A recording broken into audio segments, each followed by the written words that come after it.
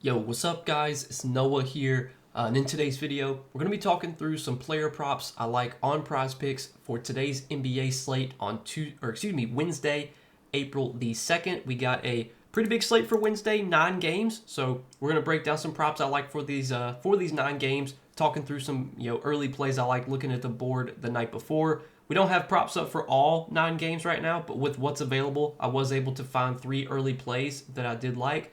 And as always, we're going to break down these plays. We're going to talk about why I like them. Now, before we do get started, make sure that you guys hit that like button down below. If you do enjoy these Prizepicks videos, make sure to hit that subscribe button as well. And if you guys are new to the channel, and if you are new to Prizepicks, be sure to go sign up for Prizepicks and use that promo code NOAH when you do. When you sign up for Prizepicks with my promo code and place your first $5 lineup, you're going to get $50 in promo funds instantly added to your account. So make sure to check out Prizepicks if you have not yet.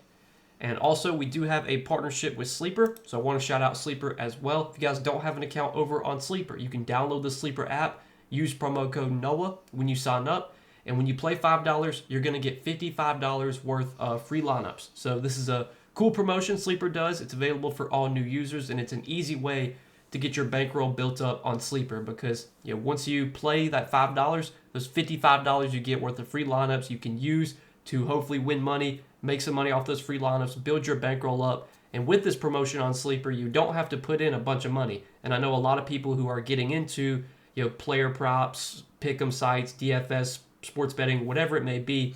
People don't want to deposit hundreds of dollars. Most of the time, people don't have hundreds of dollars to deposit. People just want to put in like 20, 30 bucks, see how it goes. Well, with this promo on Sleeper, you can deposit the minimum, which I do believe is $10 on Sleeper, and you still get those $55 worth of free lineups. So if you ever have wanted to give Sleeper a try, I recommend doing so. And again, use that promo code NOAH when you do sign up for Sleeper. But we're going to talk about some plays, guys, for this Wednesday slate. Before we do that, though, I do want to recap our plays from Tuesday. So we gave out 2 picks Tuesday. Was looking really good. Was looking like we were going to hit both plays. And then we had an under on a Dem Bona's rebounds prop, which was looking great. I mean, I think Bona had 2 rebounds, like in the first half, he had like 2 rebounds. I think he got in foul trouble too. Like the under was looking great. He had 4 rebounds going into the fourth quarter. I wasn't even watching the game, but I opened up Prizepicks, like my Prizepicks, site, like on my computer. I opened up Prizepicks and I just saw a red circle around Bona. Like 5 minutes later, after that, after the third quarter, he had went and got like literally 4 rebounds in like 3 minutes to start the fourth quarters. Like just go figure. And I think he finished with exactly 8 rebounds when we had under 7.5. So that was a very frustrating one to lose. We hit our other play, OG Anunoby under 2.5 assists, was sweat free because OG had 0 assists. But man, losing that rebounds prop on Bona, like, come on, man. I mean, what are the odds he goes out there and gets 4 rebounds in 3 minutes to, kill us on the under when we had his under? But it is what it is, guys. We'll move on to this slate here for Wednesday. We got 3 picks for Wednesday. Let's try and go 3-0 on these 3 plays. So the first prop that I like for Wednesday is going to be a points plus rebounds prop. It's going to be on Mark Williams, and we're going to take Mark Williams for more than 24 points plus rebounds. So Mark Williams, right now with the Hornets, they're not a team that is really trying to win games. I mean, the Hornets are a bad team. They're going to be a lottery team. They're looking to get the best draft pick possible. But even with that being the case, they have still been playing Mark Williams pretty big minutes when he's been on the court. Now, he's been sitting out games a lot because, on back-to-backs, like they don't play Mark Williams on both ends of back-to-backs. I don't know if this is a back-to-back for the Hornets. I don't know if they play on Thursday. I don't think they do, but I'll check that real quick. The Hornets don't play Thursday, so Mark Williams should be full go here. I mean, you look at his last 5 games, he's played 34, 29, 28, 27.5, and 31 minutes. So he's been getting pretty consistent minutes. Now, there is some blowout risk in this game. This game does have a 14-point spread. Obviously, if the game turns into a blowout, there's a chance that Mark Williams' minutes do get cut down a little bit. Like, you look at the game against the Hawks on March 18th. They lost that game by 32 points, and Mark Williams only played 23 minutes. They lost against the Clippers by like 50 points, and he only played 24.5 minutes. So, like, he might not get, 30, 32 minutes if it's a blowout, but he should still probably play like 24 to 25 minutes. And this matchup is really good for Mark Williams. The Pacers have been very vulnerable around the rim and in the paint. Where the Pacers do struggle the most is giving up points in the paint. You look at this season, the Pacers are giving up the fourth most points in the paint this season. Last season, I want to say they gave up the second most, or I think they gave up the most points in the paint last season. So the way you can beat this Pacers team is definitely around the rim, and that's where obviously Mark Williams does all of his scoring. He's a guy that lives around the rim, gets a lot of putbacks, gets a lot of dunks, alley-oops. That's where he scores, and that's where the Pacers are vulnerable. The Pacers have also been vulnerable on the glass this season. They're top 10 in rebounds allowed to centers, and Mark Williams has been really aggressive on the glass lately. You look at his last few games, 13 rebounds, 12 rebounds, 16 rebounds, 12 rebounds. He's averaging 18 rebound chances per game over their last 5 games. So this definitely feels like a spot where Mark Williams could definitely get a double-double, 14 and 13 type of game for him. Like this matchup a lot for him against the Pacers. And if you look at what he's done this season without LaMelo Ball, obviously LaMelo Ball is done for the rest of the season. I think Mark Williams has played like 14 games without LaMelo this season. 1, 2, 3, 4, 5, 6, 7, 8, 9, 10, 11, 12, 13, 14, 15, 16. So he's played 16 games without LaMelo Ball, but some of those games he wasn't, some of those games was back when he was on a minutes limit. Obviously, he's no longer on a minutes limit now. If you look at the games without LaMelo, where he's played at least 25 minutes, he's had 24 PR, 11 PR, 27, 30, 42, 24, 32, 35, 37, 31. So he's pushed or gone over this PR line in all but one game without LaMelo when playing at least 25 minutes. Even if this game's a blowout, I think Mark Williams still plays like 24 to 25 minutes, and if it's a competitive game, he could play like 30 to 32 minutes. And the matchup is obviously great. We talked about that already. So really like the spot for Mark Williams, like him for more than 24 points plus rebounds. Now, the next prop we're going to take a look at is going to be on Amen Thompson. We're going to take Amen Thompson for more than 13.5 points. So Amen Thompson, was playing really, really big minutes earlier this season when he moved into the starting lineup. And then he got injured. I want to say, I can't remember what he injured. I think it was his ankle. He injured his ankle, and he was out for a few games. I think he missed like 2 weeks, I believe, because he was out, or he played March 8th, and then he was out until March 21st. So his last 5 games have been his last 5 games since returning from injury. And if you look at his minutes in these games, he really hasn't been limited at all since he's come back from injury. 34.5 minutes, 32 minutes, 28 minutes, 24.5 minutes. The game he played 24.5 was a huge blowout against Phoenix. And then last game against the Lakers, 34 minutes. So he's been pretty consistently playing around 34 minutes. Before he injured his ankle, like before the injury happened, he was playing like almost 40 minutes a night. I don't know if they're going to be playing Amen Thompson that much, because maybe that's one of the reasons he got injured was just, he's been on the court so much. But he should still play probably 32 to 34 minutes here. Now, this game also does have a relatively big spread, 17-point spread going up against the Jazz. But with how the Rockets run their rotation, so Amen Thompson, he's going to start the second half. Obviously, he'll start the third quarter. He'll play about half of the third quarter, sub out, and then he typically starts the fourth quarter. So Amen Thompson's going to get a stint in the fourth quarter. I think the only way he doesn't get a fourth quarter stint is if it's like a 30-point game. Like if the Rockets are up by like 30 going into the fourth quarter, then yeah, Amen Thompson's probably not going to see the floor.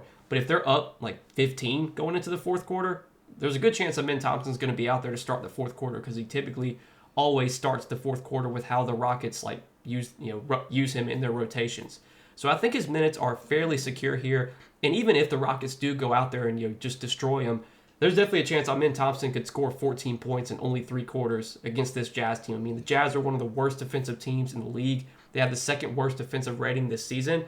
And Amen Thompson is a player that, he can kind of score from everywhere. He can score around the rim. He can, take mid-range shots. He will shoot some threes as well. But where he's most effective is around the rim. Like, that's where Amen Thompson gets a lot of his scoring. That's where he's most, efficient, is around the rim, getting dunks, layups, driving to the basket. And Utah is a team that gets killed around the rim. They're another team that gives up a lot of points in the paint.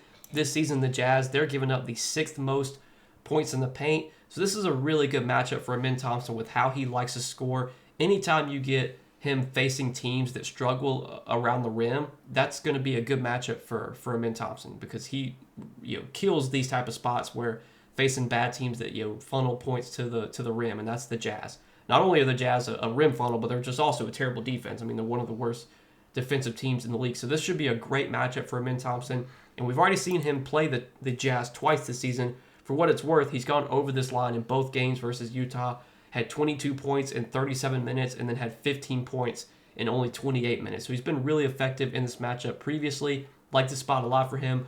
Also, sportsbook odds are juicing the over on this prop right now. DraftKings had this minus 130 favored to go over. So if the sportsbook odds like the over and I like the over as well, usually it's going to be a play that I wound up taking and giving out to you guys. So we're going to take Amin Thompson for more than 13.5 points as our second play. And then our third and final play is going to be on the other side of that game. We're going to take Isaiah Collier for more than 5.5 assists. So Isaiah Collier is another guy that's just got a big role right now. I mean, the Jazz, they're not trying to win games. They're tanking. They're sitting. A lot of their main guys like Lauri Markkanen, Jordan Clarkson's out for the season. Walker Kessler, misses games like every other game. Walker Kessler's getting ruled out. So Isaiah Collier, he's just had a big role just because he's one of their young guys they're trying to develop. And if you look at his minutes as of late, he has pretty consistently been playing like 30-plus minutes a night. Last 3 games, 30.5 minutes, 31.5 minutes, 32.5 minutes. And a good thing with Isaiah Collier is that he will play in blowouts. Even if the Jazz go out there and lose by 30 tonight, which, let's be honest, it's possible that the Jazz go out there and lose by 30. Even if that's the case, Isaiah Collier is still going to probably play over 30 minutes. Because if you look at the recent game against Denver, they lost that game 93-129. I mean, they lost that game by 36 points. And Isaiah Collier still played 31.5 minutes in that game. And I want to say he played in the fourth quarter, like he played garbage time. I'm going to take a look at that, though, just to confirm. So that game was on March 28th. Let's see. So in that game, Isaiah Collier played, he started the fourth quarter, played about 3 minutes, subbed out for only like a minute or two, and then he subbed back in and played the final 7 minutes of the game. So, I mean, he played almost the whole fourth quarter in that blowout against Denver. So, Collier's minutes are very secure right now. Like, he plays garbage time. He'll play blowout. Even if he gets in foul trouble, they're still probably just going to leave him out there. I mean, he's one of these guys they're trying to develop and trying to give minutes. And his role is very secure. No Jordan Clarkson obviously helps him. You take Clarkson out, that's just one less guard. Also, Colin Sexton is questionable for this game. Is Colin Sexton going to play? Maybe, maybe not. I mean, I don't see any reason why the Jazz should even put Colin Sexton out there. They're not going to win this game. They don't want to win this game, so why even put him out there? Colin Sexton was out last game. You did see Isaiah Collier have 7 assists. In that game, I believe he had, 15 potential assists. Let's see. So he did have 15 potential assists last game in that game without Colin Sexton. And if you look just in the month of March, just over the last month or so, Isaiah Collier is leading the team with 13.1 potential assists per game. So, I mean, this is a guy that typically averages like 12 to 14 potential assists.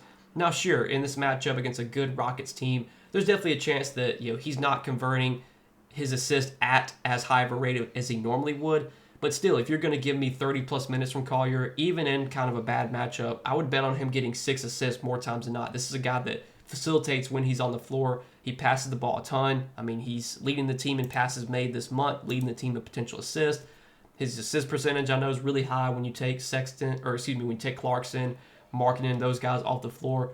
And if you look at this season without Jordan Clarkson, without Lauri Markkanen, without John Collins, who's also out right now, Collier's played 16 games without those 3 guys. He's over this line in 11 out of 16 games. So he's had at least 6 assists in 11 out of 16 games without Clarkson, Markkanen, and Collins this season. And another thing I like is that the sportsbook odds are also favoring the over on this prop as well. I think DraftKings had this at minus 130 as well, juiced towards the over. So these are 3 plays, guys, that I am liking for this slate on Wednesday. We got 9 games Wednesday, and I've got 3 early plays I like for the props that are on the board right now. We're going to take Mark Williams for more than 24 PR. We're going to take Amin Thompson for more than 13.5 points, and Isaiah Collier for more than 5.5 assists. So 3 plays. Let's see if we can go 3-0 here. As always, guys, appreciate you watching these Prizepicks videos. Make sure that you hit that like button down below if you enjoyed. Hit that subscribe button as well, and be sure to go sign up for Prizepicks, guys. Use that promo code NOAH when you do sign up for Prizepicks. And again, when you play your first $5 lineup, you're going to get $50 in promo funds instantly added to your account.